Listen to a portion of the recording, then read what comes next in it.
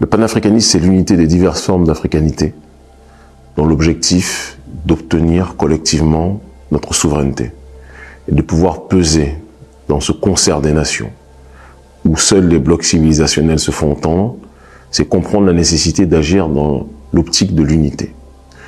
Nous sommes à la fois diverses et variées, et à la fois nous avons un tronc commun des plus profonds, dont parlait Cheikh Anta Diop et dont je parle dans mon dernier ouvrage Philosophie de la panafricanité fondamentale, et où j'explique qu'il peut y avoir diverses branches, mais il y a un seul tronc, les mêmes racines. Et donc le panafricanisme, c'est ça, c'est comprendre que on a nos spécificités. Le Congolais, le Royaume Congo, c'est le Royaume Congo. Il y a le Nigeria, il y a le Bénin, il y a le Togo, il y a le Sénégal, il y a le Mali. C'est des cultures diverses. Il y a l'Éthiopie, il y a l'Afrique du Sud, etc., etc. Je ne vais pas tous les citer, sinon on va faire toute l'émission. Mais dans ces diversités, il y a une richesse commune et une racine commune. C'est très important de le préciser. Et le panafricanisme, c'est, pour reprendre le terme de Don Helder Camara, dans l'acception qui était la sienne, c'est la théologie de libération ou l'idéologie de libération et d'autodétermination des peuples, entre guillemets, négro-africains, de manière générale. Dans l'émission Le Lamal Show, tu as dit « La couleur de peau n'est pas une opinion politique ». Et je voulais que tu développes un petit peu cette idée-là. Mon combat, déjà je passe la paix à Lamal, c'est mon frangin, que j'aime énormément. Ce que j'entendais par là, et ce que je pense du plus profond de mon âme, c'est que tout le monde sait que je mène un combat pour mon peuple en priorité, et je ne vais jamais le renier. Mais mener un combat pour ses semblables n'empêche pas de comprendre que la justice est transraciale, elle va au-delà d'une question d'épiderme, va au-delà d'une question de peuple. Tous les peuples de l'humanité sont confrontés à des problèmes sur certains points qui peuvent être similaires, sur d'autres points qui peuvent être divers. Et on peut avoir des gens qui luttent contre l'impérialisme qui sont des plus blancs, et on peut avoir des gens qui luttent en servant l'impérialisme et qui sont les plus noirs. Je prends un exemple simple aujourd'hui. Moi, quand je vois des personnes comme Alassane Dramane Ouattara, président de Côte d'Ivoire, ou Macky Sall, président du Sénégal, ils sont noirs, comme moi, comme mon pull. Mais leur négritude, leur noirceur ne les range pas du côté des opprimés, ça les range profondément du côté des serviteurs de l'oppression. De l'autre côté, tu vas avoir des gens comme mon ami l'avocat Juan Branco, qui sont blancs, et dans la blancheur qui est la leur, ce sont des gens qui se battent pour la justice, profondément. C'est quelque chose d'ancré viscéralement en eux. Donc je ne peux pas ranger le bien d'un côté et le mal de l'autre. Simplement, maintenant, si on doit rentrer dans une dimension beaucoup plus philosophique et métaphysique, il y a une constatation qui est des plus évidentes. C'est que l'Occident, en tant que civilisation, a commis aux quatre coins du monde ce qu'aucune civilisation n'a commis vis-à-vis du reste de l'humanité. Il y a une dimension profondément barbare et violente dans la civilisation occidentale et dans son approche, dans son rapport à l'humanité dans sa globalité. Ça, c'est important quand même que l'on puisse le dire. Et donc, le bien ne peut pas être circonscrit à une couleur de peau, le mal circonscrit à une couleur de peau, mais cela n'empêche pas de se rappeler de l'histoire et de constater que la civilisation occidentale est quand même porteuse du chaos, aussi bien au sens métaphysique que physique. Il y a certains écrivains qui écrivent que, par exemple, la blanchité, il y a une dimension, avant tout, non pas de la couleur, mais sociale et politique. Et la question que j'aimerais vous poser, c'est qu'est-ce qu'être noir? Est-ce que politiquement, on peut concevoir une dimension politique dans le fait d'être noir malgré les croyances et les coutumes qui sont différentes et qui traversent un peu les nations noires? Alors, comme je le dis, les coutumes sont différentes, souvent, mais elles ont tout un foyer commun en ce qui concerne les populations négro-africaines. C'est quand même très important qu'on le rappelle. Votre question est des plus nécessaires. Je dirais que, et pour reprendre les propos d'un théoricien que j'aimais profondément, paix à son âme, et je salue son fils aussi qui nous regardera sans doute, un ami, Stokely Carmichael Kwame Touré, qui disait que être noir c'est aussi une identité politique, parce que l'Occident a circonscrit des populations, les a incarcérées dans le cadre de leur épiderme. C'est une réalité. Et être noir aujourd'hui c'est une communauté de vécu. c'est une communauté de destin, c'est une communauté de douleur, c'est une communauté aussi de perspective. Alors maintenant, est-ce que le prolétaire noir du ghetto a la même réalité que le prolétaire noir qui est à l'Assemblée, pas le prolétaire, mais que le bourgeois noir qui est à l'Assemblée nationale ou autre? Dans les brutalités policières, si on vous contrôle dans la voiture, oui, c'est possible. Parce que quand on voit un noir dans une belle voiture, on se dit toujours, on se dit pas c'est quelqu'un qui est un bourgeois ou autre, on se dit c'est peut-être un dealer, c'est peut-être ceci, c'est peut-être cela. Donc il y a des communautés de destin à l'échelle micro. À l'échelle macro, je dirais que quand vous allez aux quatre coins du monde, et c'est ce que nous faisons par le biais de notre ONG, vous allez voir les aborigènes d'Australie, qui sont des noirs de là-bas, vous allez voir les Mélanésiens, vous allez voir les Dravidiens en Inde, vous allez voir les Afro-Colombiens en Amérique du Sud ou les Afro-Brésiliens, etc. Et vous allez voir les Africains en Occident et en Afrique. Il y a une communauté de destin qui est indéniable. Et donc, enfermer des gens dans leur seule identité épidermique est, à mon sens, une erreur, parce que ça ne résume pas tout, mais ça fait partie tout de même d'une problématique qui doit être importante, que l'on doit traiter profondément et avec attention. Le noir des États-Unis, le noir de France, le noir d'Angleterre, le noir d'Europe de manière générale, le noir d'Océanie, le noir du Moyen-Orient, ils sont confrontés à des problèmes d'hostilité vis-à-vis de leur couleur de peau qui existent aujourd'hui dans ce monde. Quand l'écrivaine Rosa Oumel Plourib, afro-colombienne, parlait dans son livre phare, La férocité blanche, qui avait été un best-seller à l'époque, elle parlait de la suprématie caucasienne, de la suprématie du monde blanc. Cela ne signifie pas que tous les prolétaires blancs sont responsables de cela, parce qu'eux-mêmes sont traités comme des nègres par l'élite occidentale. Et ça, c'est important qu'on le dise. Mais il y a un racisme, et je ne le dis pas dans un cadre victimaire, parce que je méprise cela, mais il y a un racisme vis-à-vis des populations mélanodermes aux quatre coins du monde, que l'on doit être capable de dire de manière très décomplexée, de manière très simple.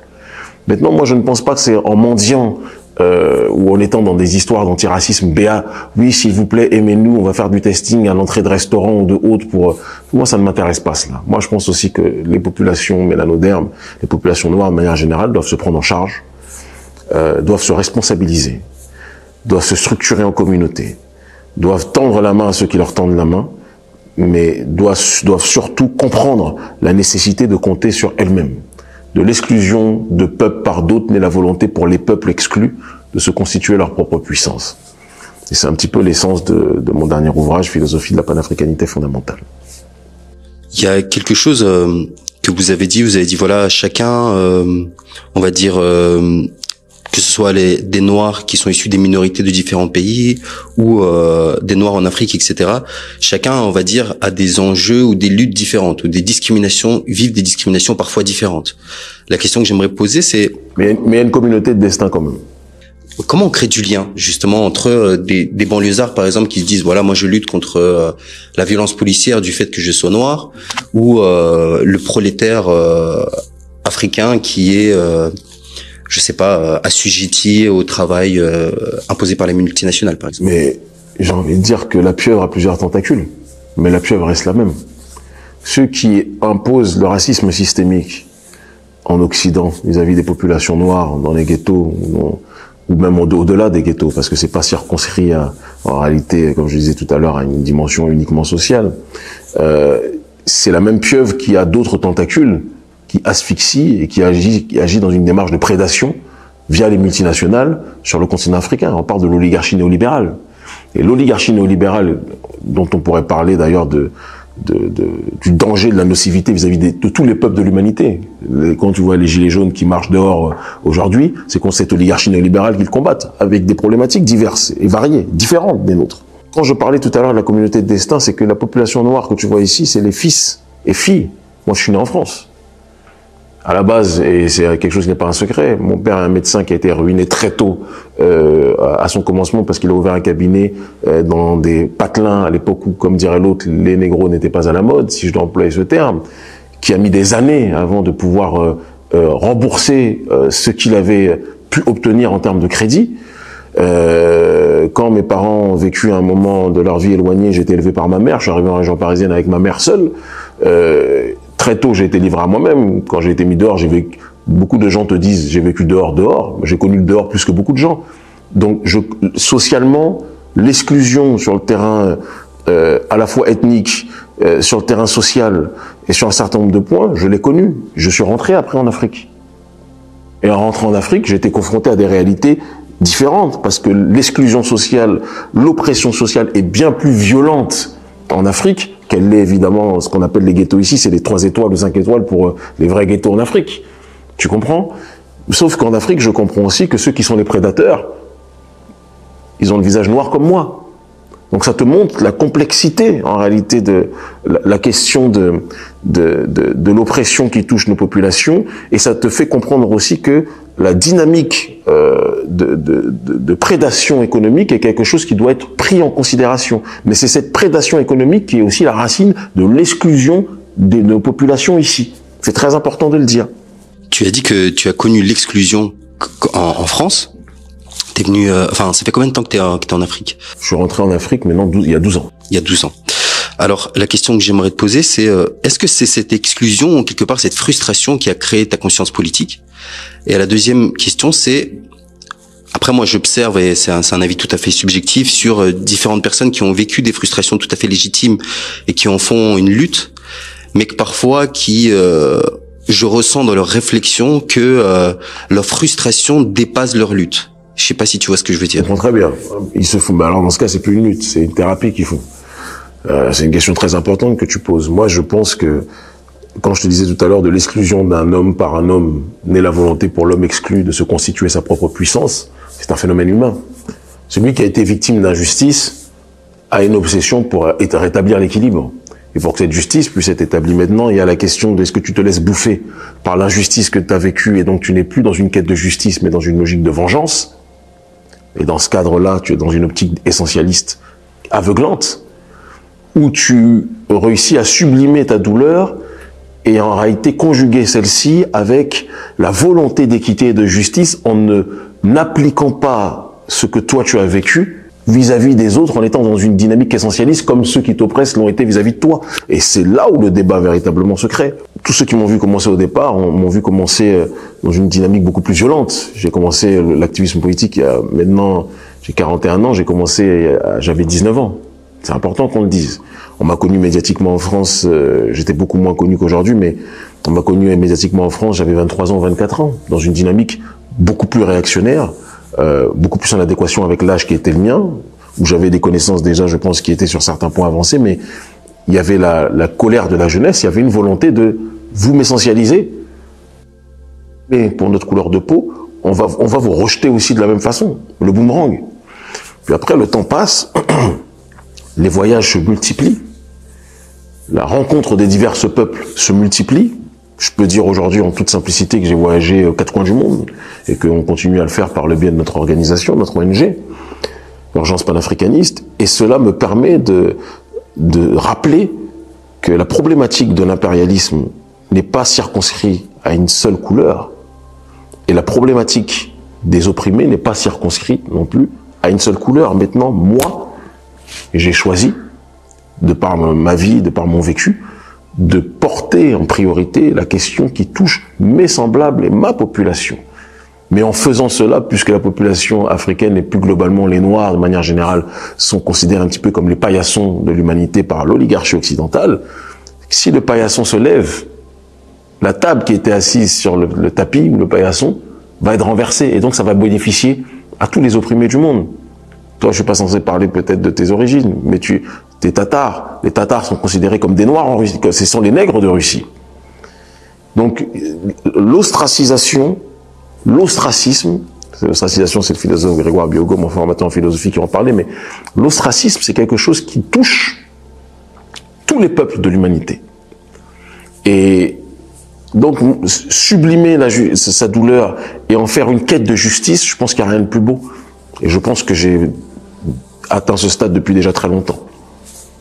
Sinon, je ne m'allierais pas à différents peuples autres que les Africains contre un adversaire commun qui est l'oligarchie néolibérale.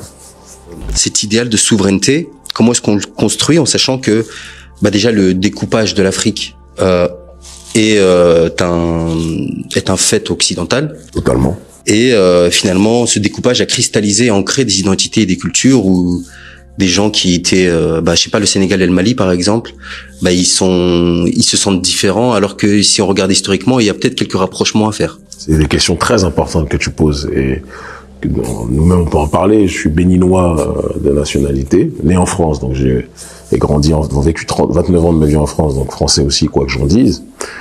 J'étais au Nigeria récemment et je vais y retourner. Le Nigeria et le Bénin, officiellement aujourd'hui, ce sont des espaces différents.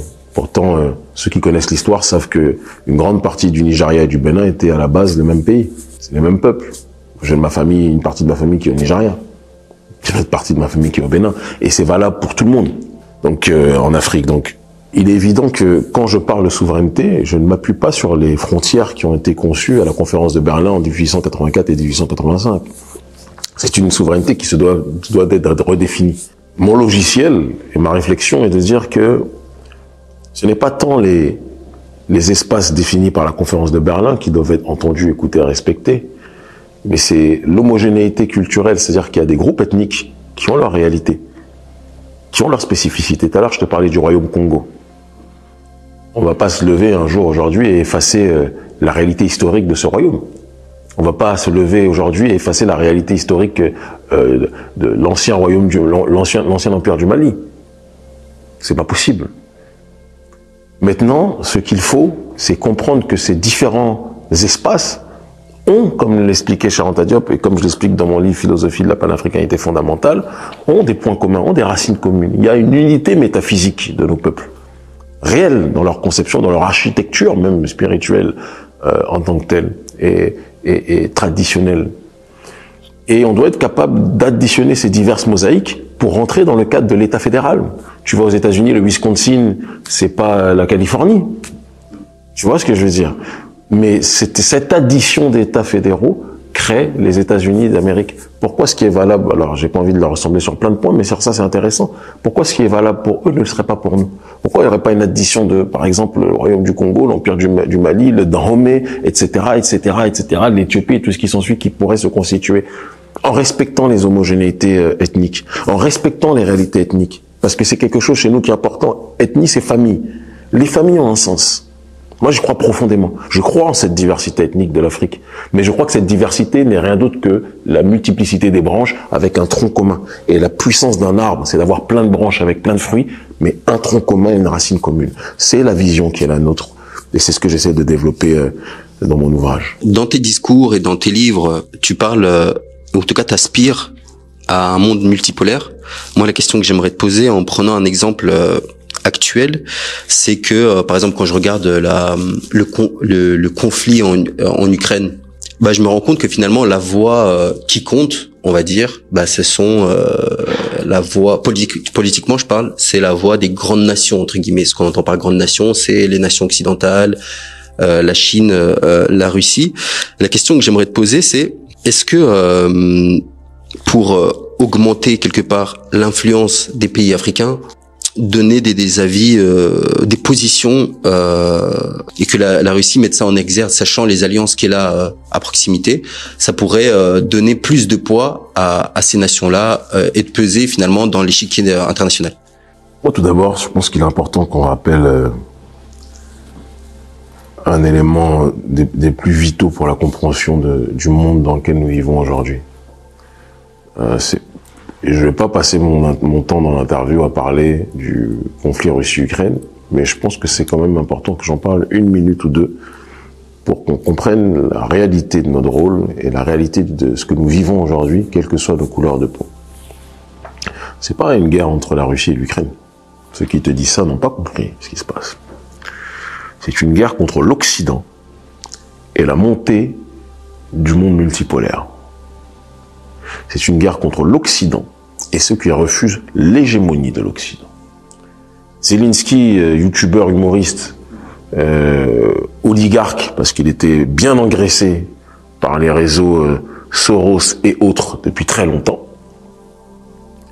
a été placé à la tête de l'Ukraine pour être le proxy numéro 1 qui déstabiliserait un pays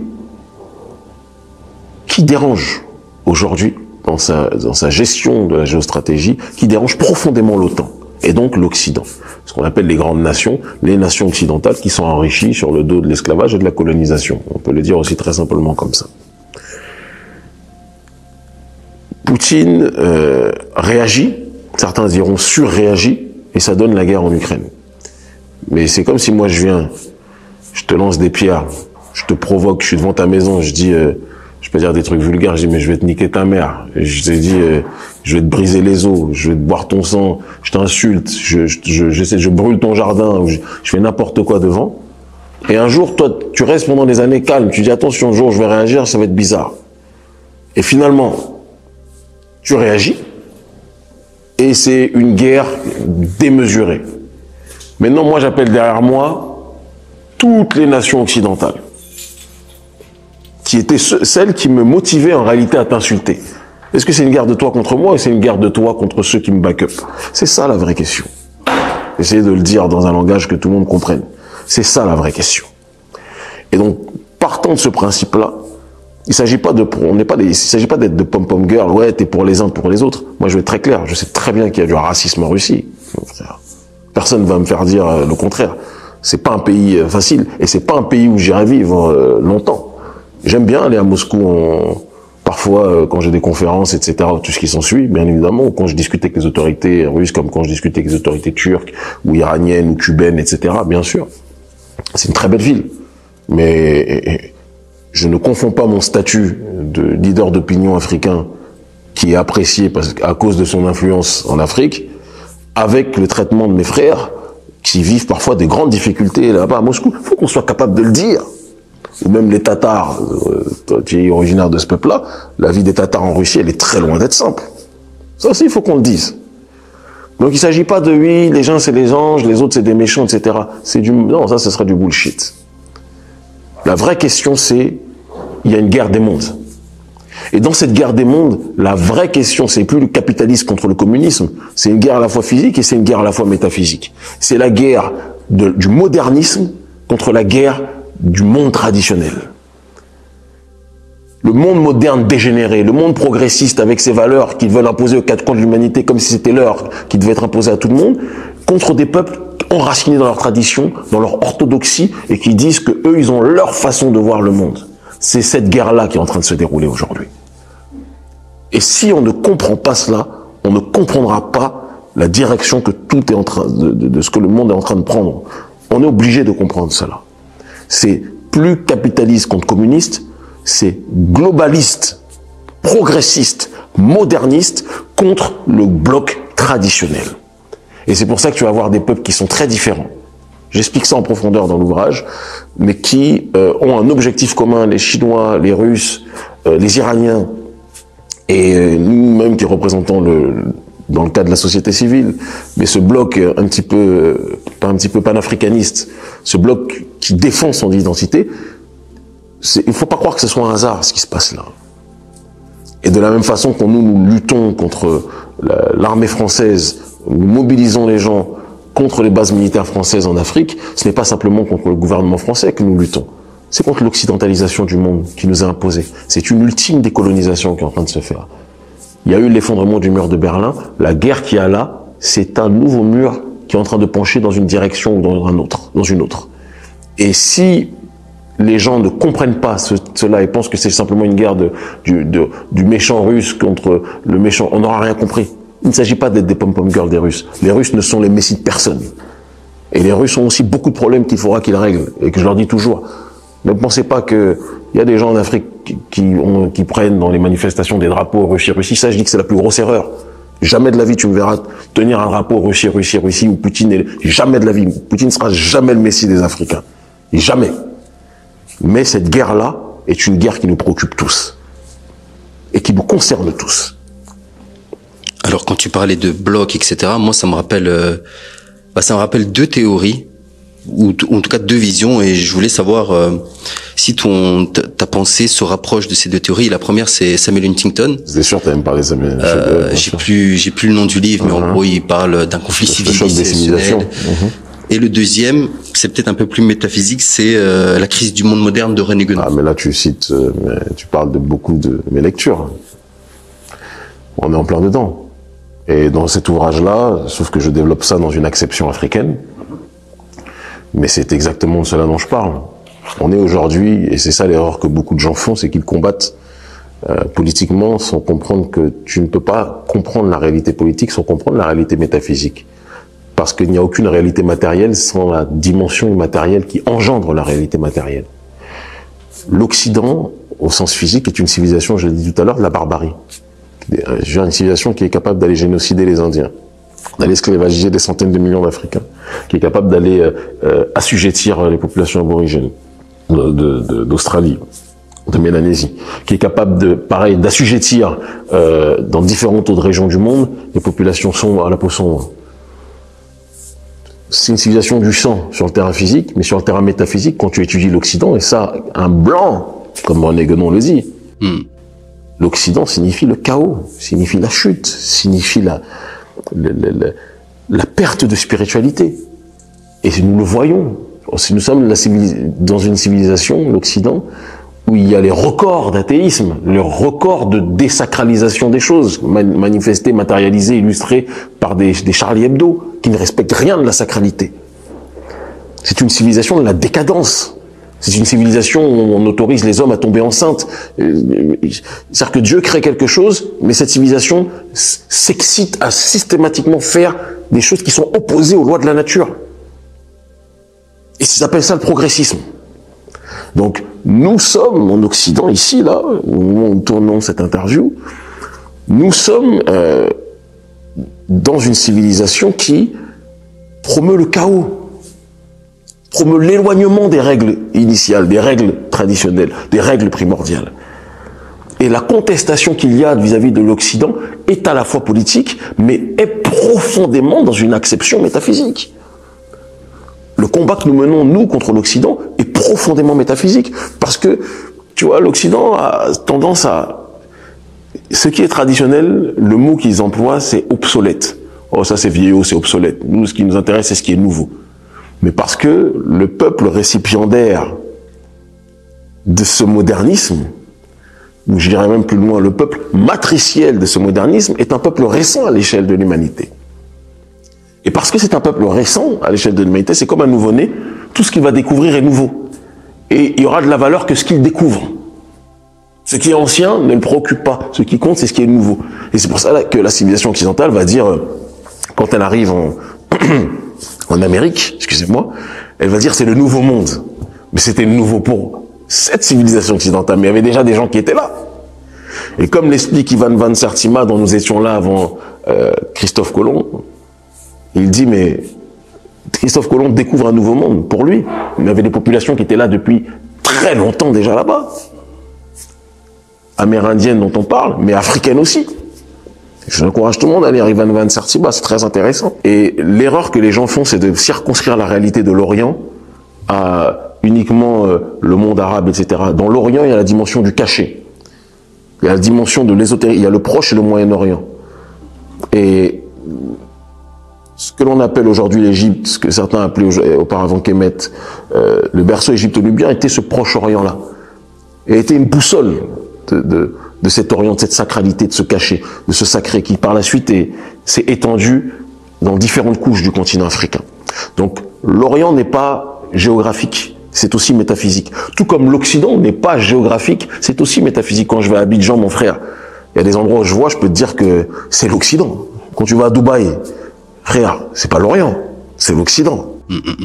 Et les influenceuses qui vont à Dubaï, là, elles savent que c'est l'Occident, voilà. C'est à la fois physique, mais c'est profondément métaphysique. Tu as employé le mot spiritualité. Moi, la question que j'aimerais te poser, déjà, moi, j'ai l'impression, en te lisant, en regardant tes interviews, etc., que, je sais pas quel terme employer, hein, mais Dieu ou spiritualité ou religion ou autre, ça fait partie, c'est quelque chose de central, on va dire, dans ta réflexion politique. Et la deuxième sous-question, c'est qu'est-ce que ce mot spiritualité comprend, dans le sens où j'ai l'impression, en tout cas moi, c'est un mot personnellement que je valorisais pendant des années, Mais en fait, après, je me suis rendu compte que c'était pour cacher quelque part mon appartenance à une certaine religiosité. Donc aujourd'hui, et que finalement, d'un côté spiritualité, je savais plus trop exactement ce que ça voulait dire. Et qu'après, au final, je me suis dit, ah ouais, en fait, spiritualité, en écoutant la définition des gens, je me suis dit, ah, on dirait c'est du yoga, tu vois, alors que c'est pas. Donc je me dis, est-ce que c'est pas mauvais le yoga. C'est pas mauvais. Mais ce que je veux dire, c'est que c'est là où j'ai eu cette réflexion, je me dis, ok, quand on parle de religion, il faut que je resitue ce mot-là et que je dis c'est religion, c'est pas spiritualité, parce que le mot qu'on entend, qui résonne dans la société, dans ma société, c'est-à-dire société occidentale, il dit autre chose. Tu vois ce que je veux dire? Alors, c'est une question à plusieurs portes d'entrée, qui nécessitera donc une réponse, à mon sens, structurée, et je vais essayer d'être le plus synthétique, même si ça va pas être facile. Déjà, tu as employé le terme religion, spiritualité. Je te disais tout à l'heure qu'il n'y a pas de combat physique sans réalité métaphysique. Tout ce que je fais est la résultante de quelque chose. Et il faut avoir l'humilité de reconnaître. Quand Nietzsche disait Dieu est mort, mais quand Nietzsche est mort, Dieu était toujours vivant. Il y a une seule entité qui contrôle le monde, qui contrôle l'univers. Et si on ne le respecte pas, il nous rappellera toujours qui est le patron. Ça, c'est très important de le dire. La deuxième chose, c'est que moi, je suis issu d'un peuple d'ancestralité. Et chez nous, la dimension du temps n'est pas la même que dans la civilisation occidentale. Pour la civilisation occidentale, tu vas comprendre pourquoi je parle de cela, plus le temps passe, plus tu progresses. Par le biais du développement matériel, puisque eux, leur réalité, c'est l'obsession de l'accumulation de biens matériels. Et par le biais de développement technique, etc. Pour nous, la perfection, c'est le commencement. Parce que le commencement, c'était ceux qui étaient les plus proches de Dieu. Des règles de Dieu. Qui étaient les plus en harmonie avec Dieu. C'est pour ça qu'on parlait chez nous, par exemple, en Afrique, on parle de Zep Tepi, qui signifie les premiers temps, l'âge d'or. À Kama, dans le berceau égypto-nubien, on parle de cela. Et on retrouve cela dans diverses déclinaisons au sein des différentes populations négro-africaines. Mais pour l'Occident, le commencement, c'est la barbarie. Parce que les débuts, peut-être dans les steppes caucasiennes, étaient difficiles dans un environnement qui n'était pas des plus favorables. Très important ce que je dis. Et celui qui est privé de tout, dans l'acception matérielle, aura pour obsession, plus le temps passe, de développer une réalité matérielle dans laquelle il sera des plus à l'aise. Entends bien. Là où celui qui est né dans un environnement sur le terrain matériel favorable aura beaucoup plus de faculté à développer un rapport à l'immatériel profond. Ce que certains vont appeler l'animisme, ce que certains vont appeler l'ésotérisme maladif, etc., etc. Donc ce sont des réalités déjà, sur le terrain conceptuel, différentes. Tu as parlé tout à l'heure de religion et de spiritualité. Spiritualité, spiritus, esprit. L'esprit suprême, c'est le créateur, c'est le seigneur des mondes, c'est le seigneur de l'univers, celui qui n'engendre pas et qui n'a pas été engendré. Religion vient de religiare, qui signifie relier. Pourquoi relier? Parce qu'au commencement de l'humanité, nous étions un peuple d'esprit, on n'avait pas besoin de livres, on était en harmonie avec les règles de Dieu. Mais au fur et à mesure que le temps a passé, dans la perception occidentale, ils disent que c'est le progrès. Mais dans la réalité spirituelle, plus le temps passe, plus tu te perds, plus la tradition initiale primordiale se délite. Et donc, c'est comme si Dieu, par sa miséricorde, il aime tellement l'humanité, qu'il envoie des cordes pour rattacher les gens qui se sont perdus, qui avaient le fonctionnement initial, la tradition primordiale, initiale, mais qui ont fini par l'oublier, et donc on renvoie des éléments. Les oiseaux, ils n'ont pas de livre pour prier. Les poissons, ils n'ont pas de livre pour prier. La prière du poisson, c'est de nager. La prière de l'oiseau, c'est de voler. Dans ma conception, dans notre conception négro-africaine, pourquoi l'aspect spirituel a beaucoup plus d'importance, et même ceux qui sont dans les religions dites révélées ou abrahamiques sont dans cette dimension beaucoup plus soufie. Pour je parle par exemple des mourides ou des tidianes, ou les Éthiopiens, les orthodoxes éthiopiens, ils vont, même s'ils sont dans ces religions-là, ils seront toujours dans une dimension ésotérique. Mais au-delà de ces réalités-là, la majorité de la population, moi je suis d'un pays où le vaudoun, qui est caricaturé en Occident, parce que, évidemment, ce que l'Occident ne maîtrise pas, il va le diaboliser. Mais dans notre conception à nous, l'invisible, le créateur, il a son gouvernement métaphysique, que nous, on appelle ancêtres, les ancêtres primordiaux, qu'au Bénin, on va appeler les Vaudouza. Les Vaudouza, que ailleurs dans le culte buti, on appellera autrement, que comment dirais-je, les Yoruba vont appeler les Orishas, etc. Et tous ont cette réalité qui est qu'il y a un créateur suprême et il a son gouvernement métaphysique. C'est notre dimension. Vous allez appeler ça, ouais, eux, ils aiment les esprits. Mais ces esprits, c'est le même message. C'est la même racine. Et c'est les gens qui veulent créer des divisions pour des questions de pouvoir.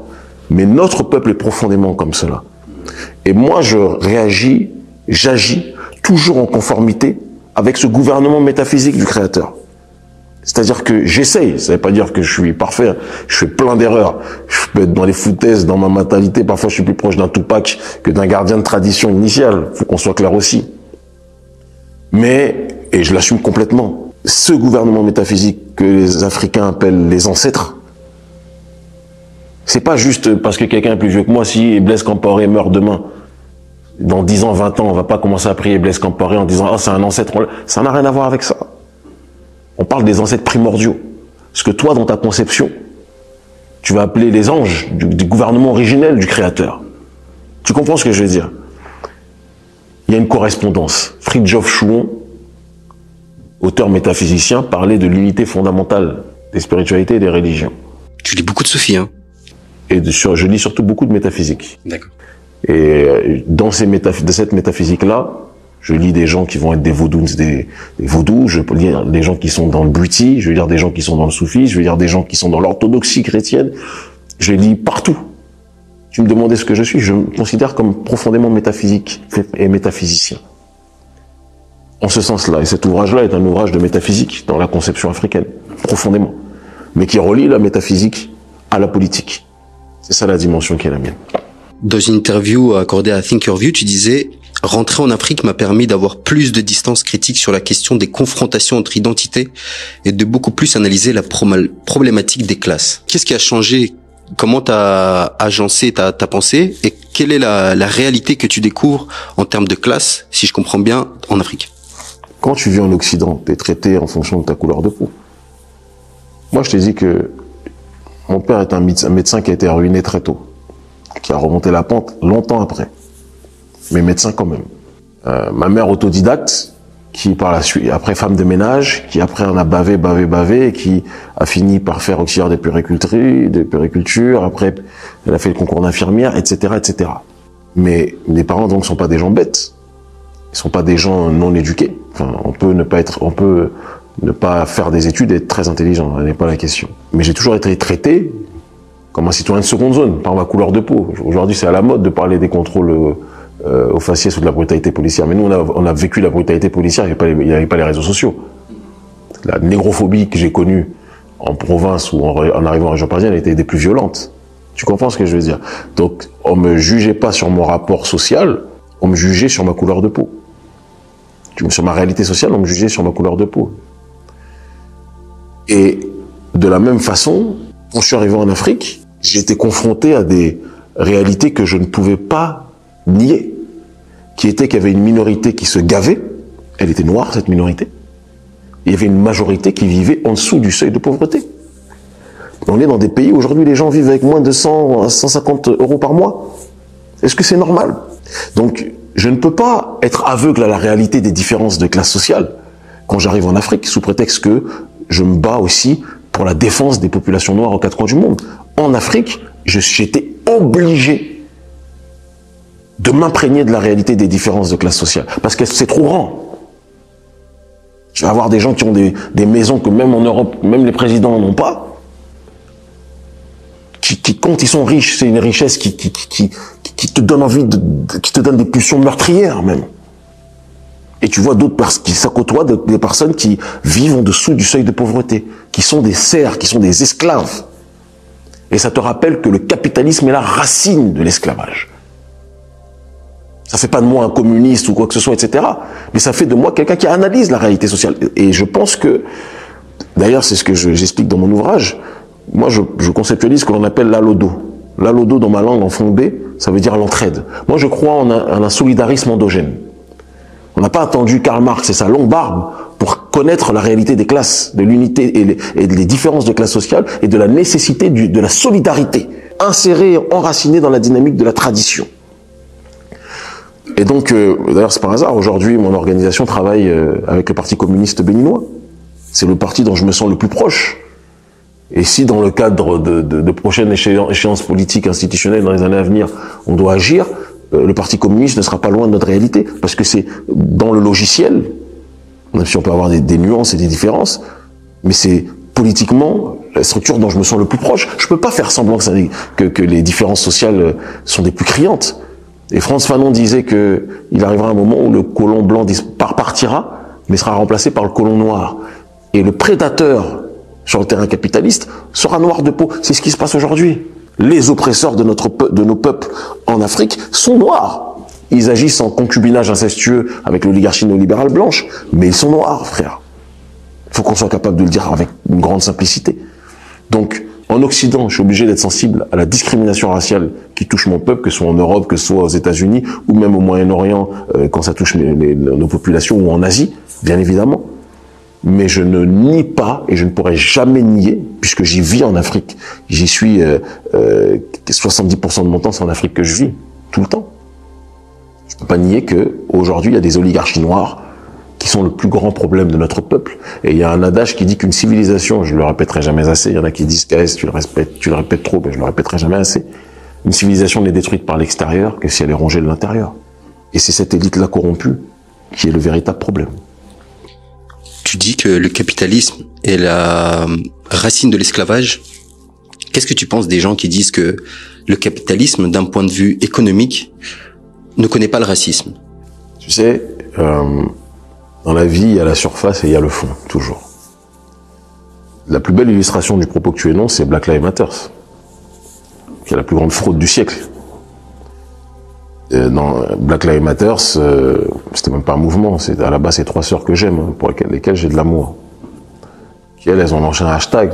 Après, le problème c'est que l'élite néolibérale flaire toujours le bon coup et finit toujours par récupérer certaines choses et les pousser dans une dimension qui n'était pas celle forcément en adéquation avec la douleur exprimée au départ.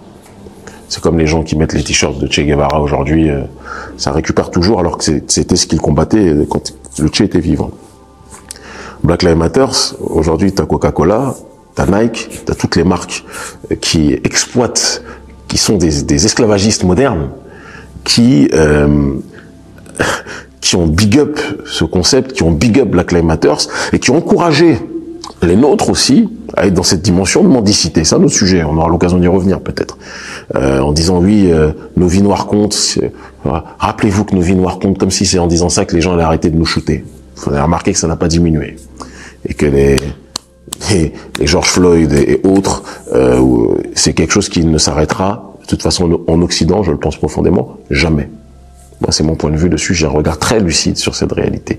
C'est parce que c'est consubstantiel à la dimension métaphysique et physique occidentale. Le chaos, le meurtre, tuer l'origine dans une dimension freudienne, tuer le père pour pouvoir exister. On peut aller très loin dans cette réalité, mais c'est ce que je pense. Black Lives Matter a été financé par toutes les multinationales occidentales, qui sont elles-mêmes les symboles de la servitude et de la chosification de l'homme, de l'exploitation de l'homme. Les chaussures Nike, elles sont construites où, les choses, etc., etc., etc. On n'est pas en train de faire l'abbé Pierre en disant on est parfait, etc. C'est pas ça. Mais il faut qu'on puisse constater quand même les réalités. Toutes ces marques-là ont soutenu Black Lives Matter parce qu'il y avait aussi ce côté, en soutenant en surface, soi-disant la souffrance noire, ça leur permet de détourner l'attention par rapport à l'exploitation qu'ils font en masse des travailleurs qu'ils payent à des prix qui sont l'esclavage, qui constituent l'esclavage moderne. Donc il y a une hypocrisie viscérale et violente dedans, tout en étant des marques qui refusent quand les Noirs commencent à prendre le véritable contrôle de leur économie et à prôner un véritable pouvoir noir dont parlait Stokely Carmichael dans son ouvrage Black Power justement. Par exemple, les mouvements black nationalistes sont haïs par ces marques-là. Parce que les mouvements nationalistes noirs veulent la vraie autodétermination. Donc, tout ça pour dire que Le capitaliste connaît très bien les couleurs de peau, mais il sait en jouer. Et c'est là où les capitalistes sont des génies. Et l'ultime forme du capitalisme qui est le néolibéralisme à la fois économique et sociétal. Économique dans la prédation à travers l'exploitation des petits travailleurs de diverses couleurs, des populations à la peau sombre et pas seulement. Et en même temps, la diffusion d'une vertu néolibérale où on défend les opprimés, soi-disant, on défend les causes des minorités, je déteste ce terme, on est la majorité à l'échelle de l'humanité. La minorité, c'est pour nous faire croire que c'est toujours eux les patrons. Ça aussi, on peut développer cette réflexion.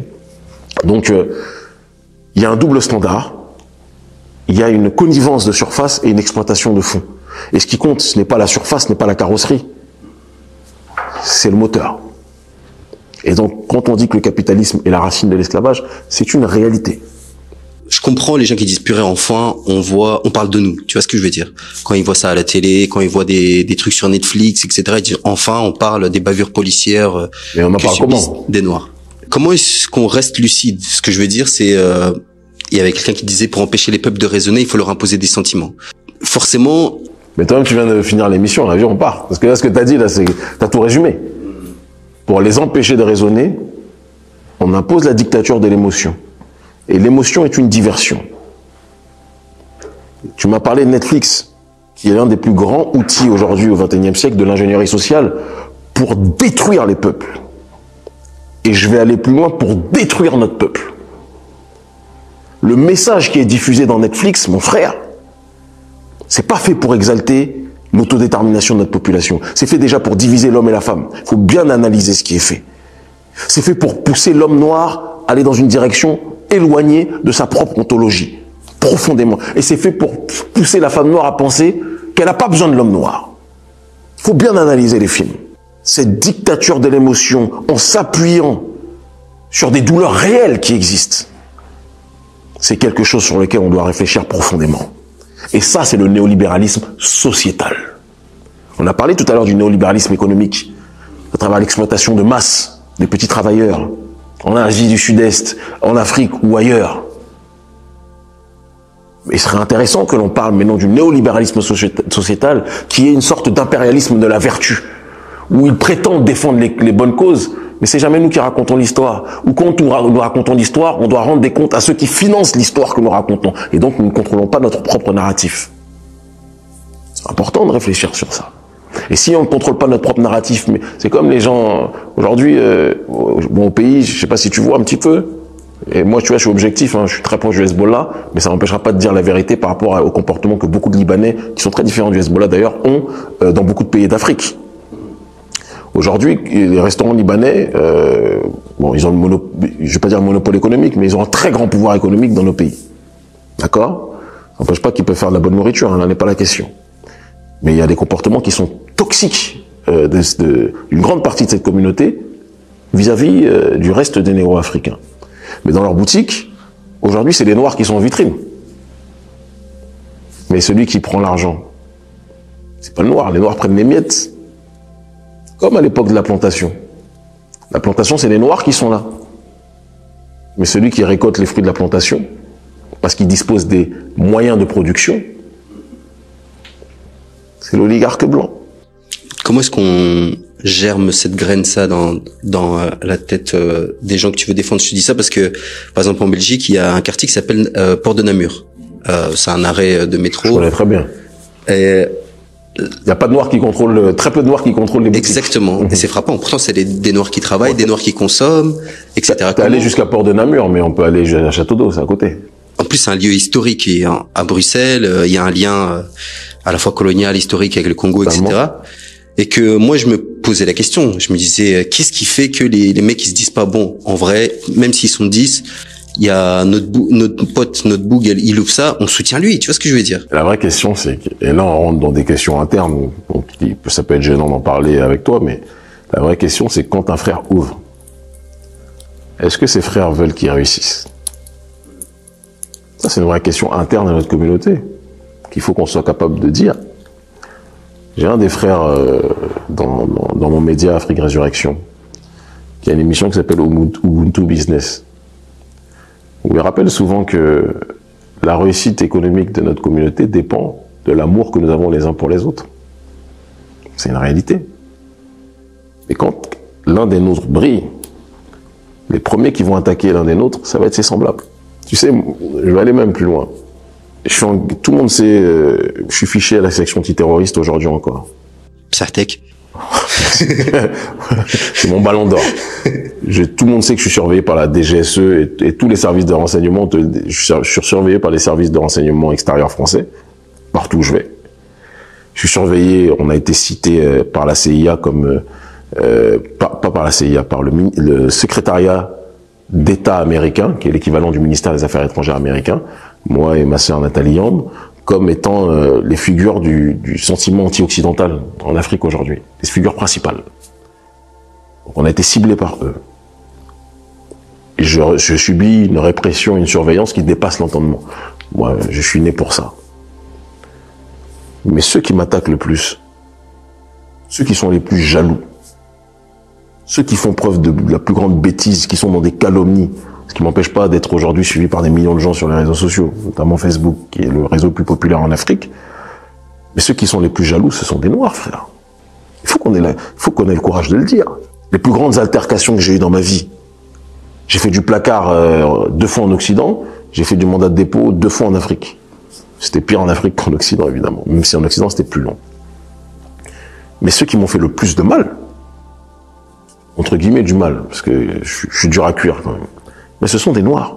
Les plus grandes calomnies, ce sont des Noirs. Je suis surveillé par tous ces services de renseignement. Tu vas avoir des tartés, rageux, jaloux, qui comprennent pas pourquoi j'ai cette influence aujourd'hui dans le monde noir francophone, qui vont dire « Ouais, mais lui, c'est un Illuminati ou c'est un franc-maçon. Comment t'expliques qu'il soit autant suivi, qu'il passe dans les médias? Pourquoi on l'a pas tué ?»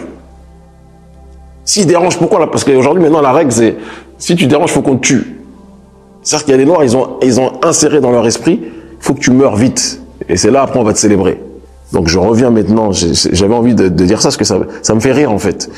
Et je reviens maintenant par rapport à la réalité entrepreneuriale.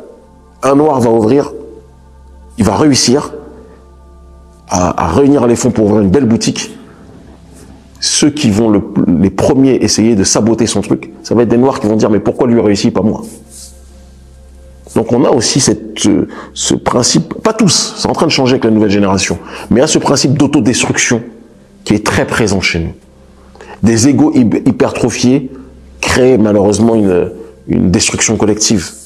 Donc c'est pas les autres qui sont forts, c'est nous qui sommes désunis. Et ce travail-là, notamment de la logique de la panafricanité fondamentale, c'est rappeler que nous ne voulions pas, on peut être des doigts différents, mais nous sommes une seule main. Et quand nous nous serrons, nous sommes proches les uns des autres, nous devenons un point. C'est cette réalité-là.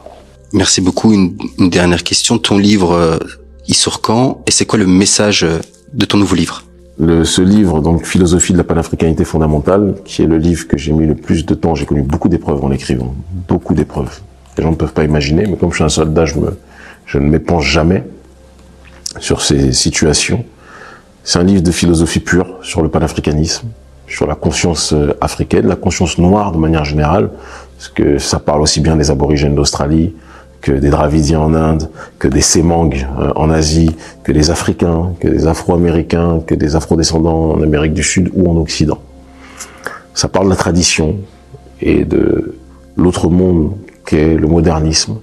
Ça parle du progrès et des limites de cette idéologie qui nous est présentée comme l'avancement ultime de l'humanité.